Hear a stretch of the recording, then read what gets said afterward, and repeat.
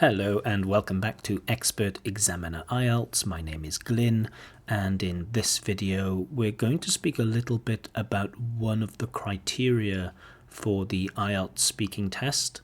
We're going to look at fluency and coherence. So we'll look a little bit in general at what fluency and coherence, what that is, and also we will look specifically at 4 of the bands.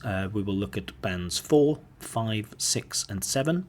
These are the most common bands that we get, but of course if you are potentially a band 8 or a band 9 student, I still think you can learn a little bit about what we mean by fluency and coherence.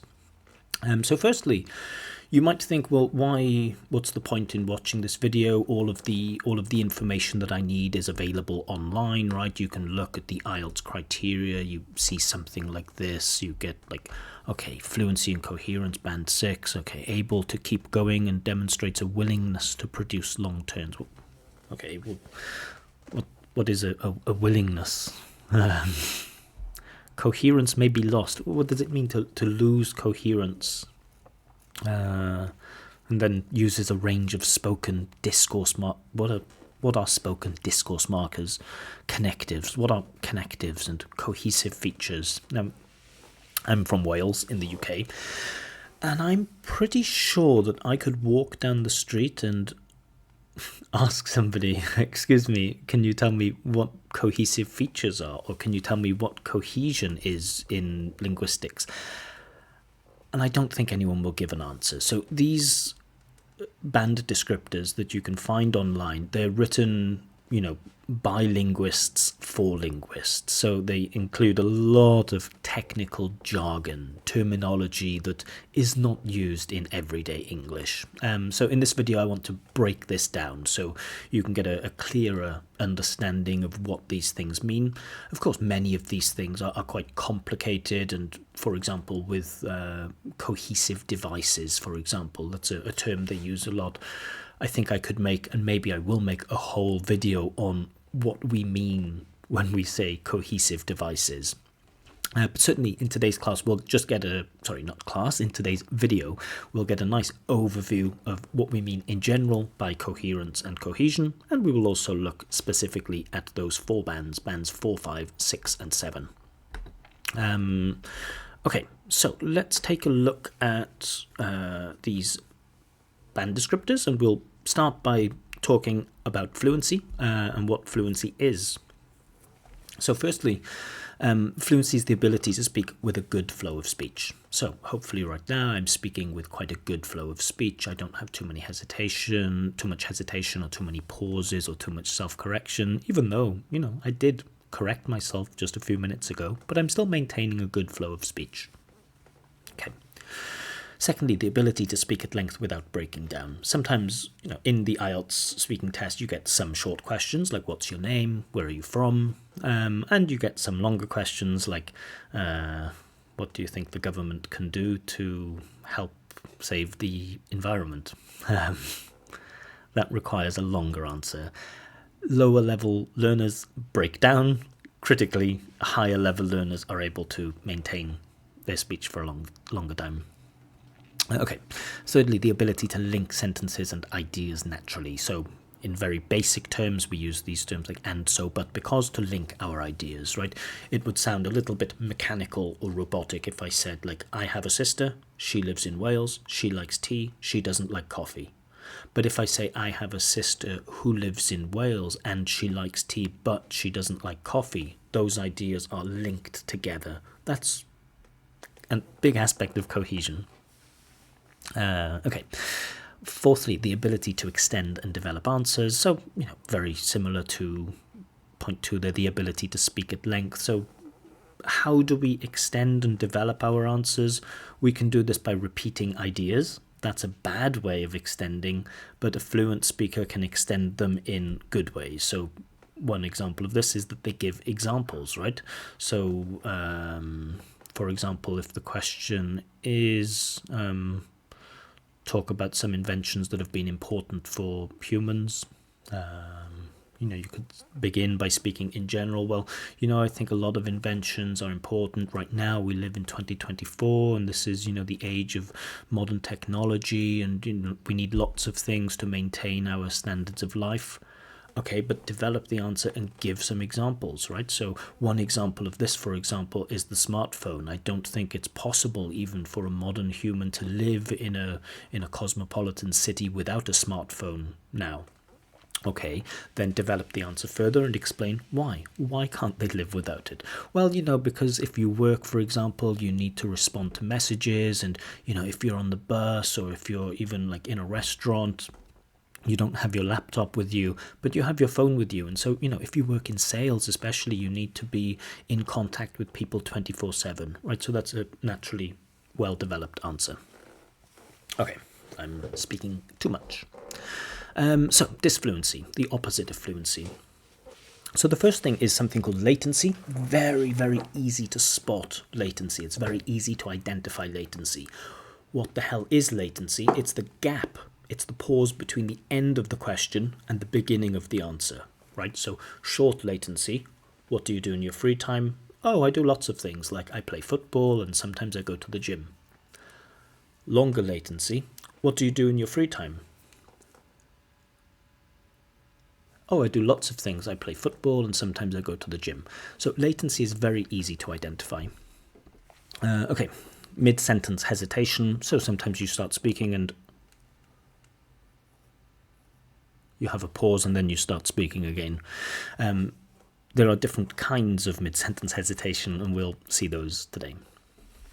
Thirdly, repair and reformulation. So again, sometimes you're speaking and no, actually you're not speaking. Sometimes you're listening to people and blah, blah, blah, blah, blah. So you start speaking, you say something, you realize that was the wrong thing, you go back and you change it. Maybe you reformulate the sentence with different words. Maybe you reformulate the sentence with different grammar. So, oh, yesterday I made a mistake. Yesterday a mistake was made, right? So you can reformulate it, changing from active to passive, for example. Fillers and ums. So in English we like to say but we also have these filler words. So these filler words like, kind of, they are empty words. They don't really have any semantic meaning. They don't mean anything. We just use them because we don't want to have silence, right? What did you do yesterday? Oh, I was walking down the street and I saw this guy and he was kind of rude to me, and I thought what's he doing? And then I thought I would ask him what he was doing, but I was kind of too shy. So kind of those are examples of disfluency. It is important, really important to mention this, that when we think about language use, we often separate it into two different kinds of language, right? We have planned language, typically, not always, but generally this is writing. When you write something, you can sit, you can think about it, you can edit it, you can change it, you can go back, you can delete it if you want, you can choose not to send it.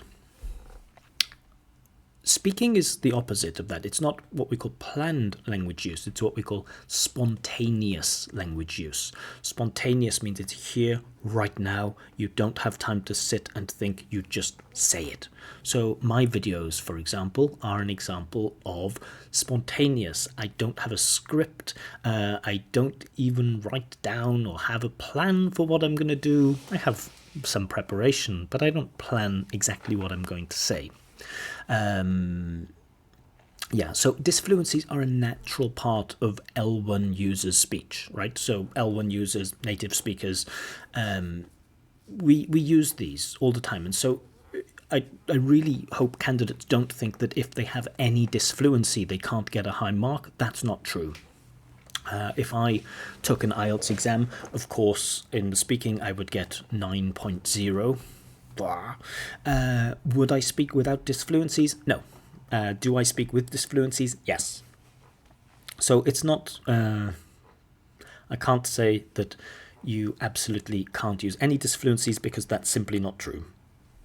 The point of the examiner is trained to understand how natural your disfluencies are. So you can get a 9.0 with natural disfluencies, but if your disfluencies are unnatural and caused by problems with accessing especially simple language, this can create, or this can give you a bad mark.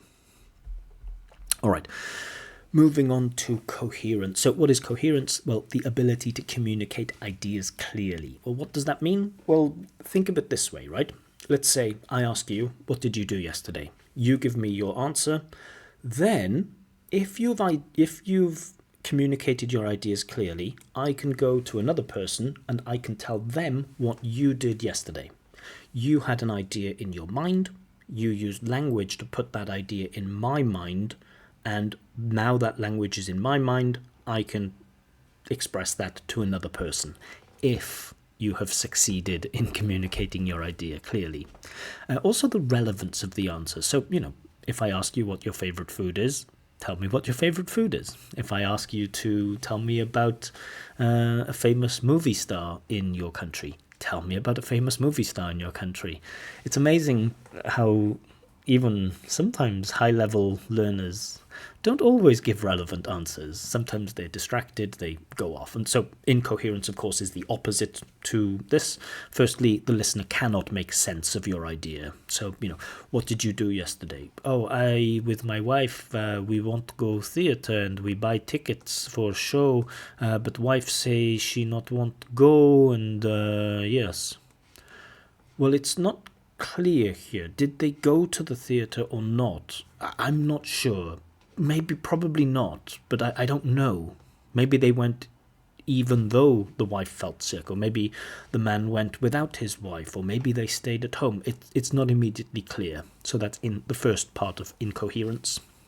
Second is simply if the answer is not relevant to the question, right? Sometimes students can misunderstand the question, or sometimes they have some strange grammatical choices or vocab choices, and that can lead to incoherence. An example of this, like, what did you do yesterday? Oh, I'm going to go to the gym. Well, I asked you about yesterday and you're replying, talking about the future. I don't quite get it. Or, what's your favorite food? I really like vodka. Well, vodka's not a food. Sorry. I guess you could freeze vodka and eat it, maybe. Never tried. Okay. So let's look specifically at IELTS. Specifically at the IELTS band descriptors. Now, I'm not using specifically the IELTS band descriptors. I'm not using their words. I've tried to simplify this to give you a normal person, a non-linguist person, to give them an idea for what these bands mean. But okay, let's take a look. I need to breathe. Okay, so firstly, the candidate cannot speak at length without noticeable pauses. So this, you give them speaking part 2 and you think, this person isn't going to finish it. They're only going to finish it if they have big, long pauses where they need to sit and think for a long time. Secondly, the speech is generally slow, and the candidate might repeat their ideas. Usually at low-level learners, the candidate needs to repeat the idea. If they either have a short answer, or they have a long answer but with repeated ideas, right? What do you do in your free time? I play football. Why? It is interesting. It's a short answer. Longer answer but with repeated ideas. What do you do in your free time? I play football because for me, playing football, very interesting, and that is why I play football, because I interested very much in football, because football for me interesting. Now, the candidate might think here like, oh, look at me, I'm so smart, I created a nice, beautiful, long answer. Okay, but they repeated their ideas, so yeah, band 4. 3, the candidate often corrects their language, so self-correction happens at many different levels. That's fine. But very often at band 4, the self-correction is painful. You just want them to finish their idea, but they continue to correct their language, and because of this, you stop understanding what they're talking about. What did you do yesterday? I went to the pub. No, not the pub. I went to the club with my girlfriend. No, sorry, not my girlfriend, my wife. And then we want to buy. No, we want to eat. No, we want to drink. It's like, okay, they're correcting themselves so much that now I lose focus of the main idea. Next part. The candidate links ideas simply. So even at band 4, candidates can link their ideas, usually with very simple connectives, and so but because, and they may repeat some of these connectives. Finally, some answers might not be relevant to the question. We looked at that, like, what did you do yesterday? I'm going to go to the gym. Well, it's not relevant. And the listener might have trouble understanding the main idea. I think it's clear. Okay, so that's band 4. Let's step up one level to band 5.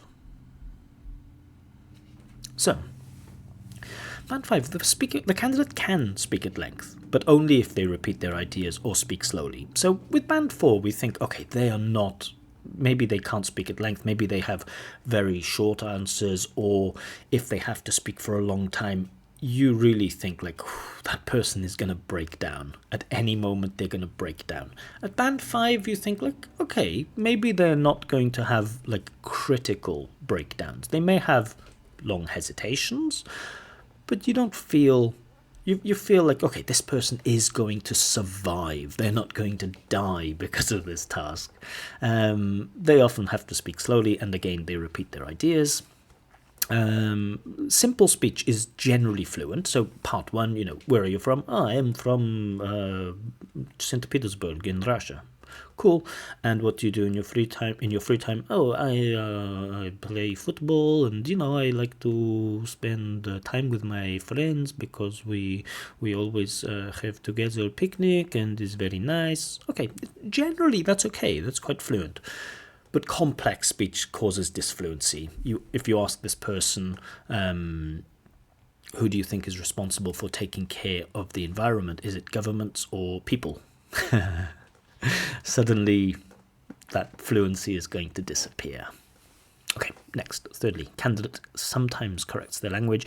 Again, candidate 4 often corrects their language, and candidate 5 sometimes corrects their language. And again, this correction can lead to some problems with coherence. It can lead to some problems understanding their main idea. The candidate hesitates mid-sentence to try to find some basic grammar vocab. So it's a key thing there. For band 5, the hesitation is caused by basic grammar. Past simple, maybe present continuous, future time, or some basic vocab. Yesterday I was walking down the street, and I saw my neighbor. Okay, street and neighbor, those are quite basic vocab terms.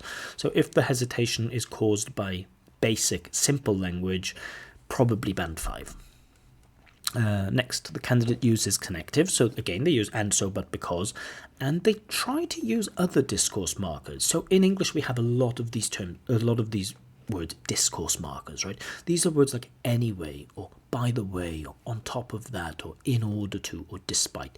We use them in conversations to help direct. It could be, again, like giving a reason or giving a contrast, but also like to balance ideas, like on the one hand, on the other hand. Those are all what we call discourse markers. I think probably I should make a video on discourse markers because it's a huge, huge theme.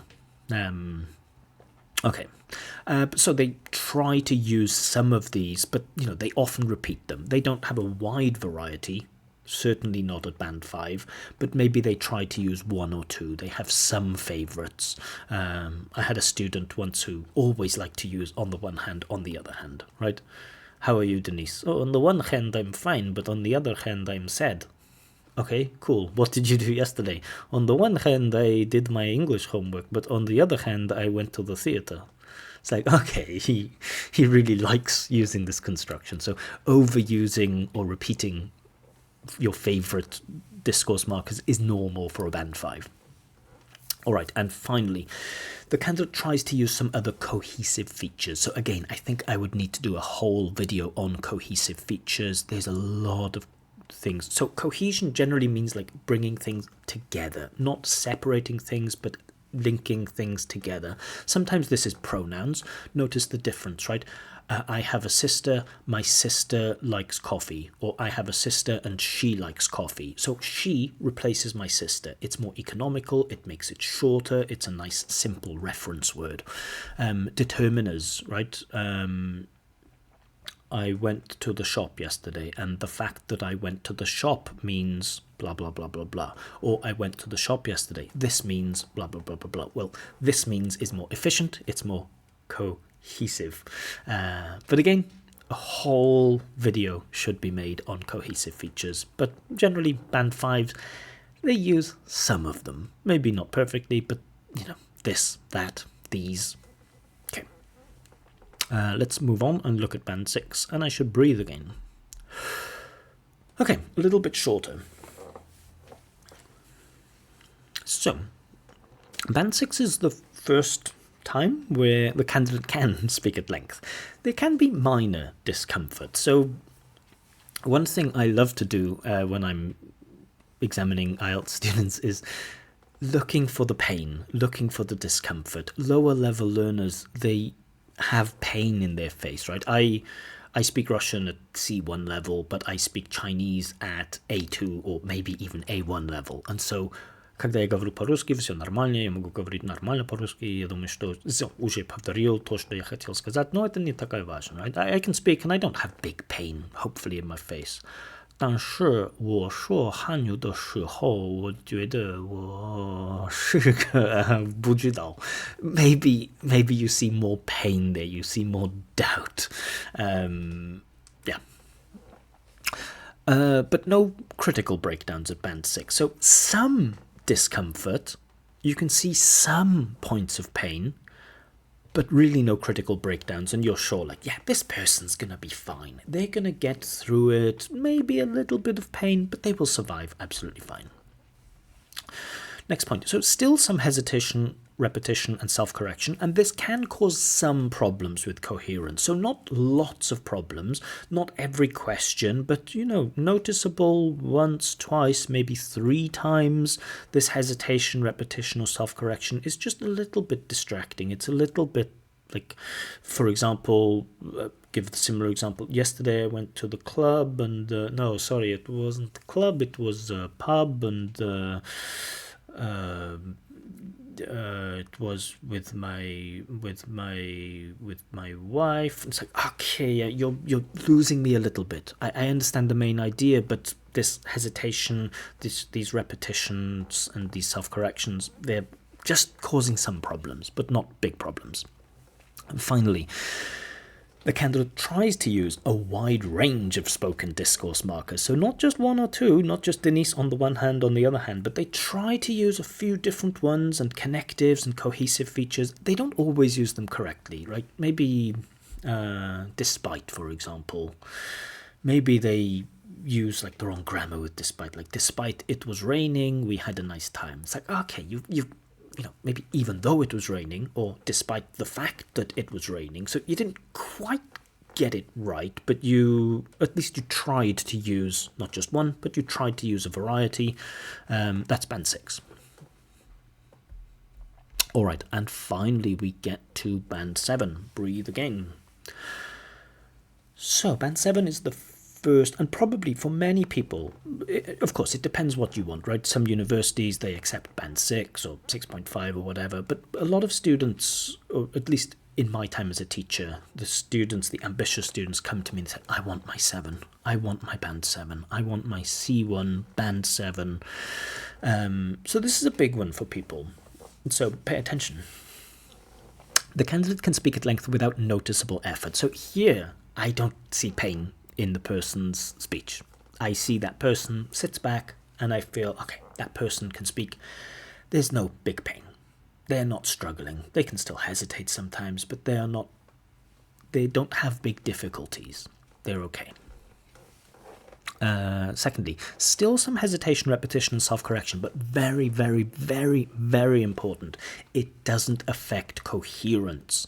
You still get the main idea without, there's no distracting, the self-correction, the repetition doesn't pull your attention away, right? Example of this, I went to a pub yesterday. Oh, sorry, it wasn't a pub, it was like a bar, right? Because like, you know, it was quite small and it was quite modern and they sell wine there. And I went there with my wife and we had like a really nice glass of red wine. Well, actually it wasn't red wine, it was like rosé wine. But you know, for me, rosé wine and red wine, they're the same thing. Great. I'm still in the story. I'm not distracted by the self-correction. Very important for Band 7. Thirdly, hesitation happens when the candidate is looking for more complex language. So this is another important thing to notice. Not yesterday I was walking down the street and I saw my neighbor. So no, that's hesitation for simple language.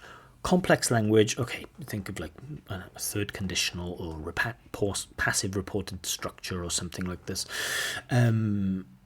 So, you know, they maybe say, when I was younger, I was quite poor actually, and you know, my parents didn't have a lot of money, so when it was my birthday, they couldn't always afford to buy me the best presents. But you know, I think that if I had been rich in the past, then you know, maybe I would not have developed these character traits.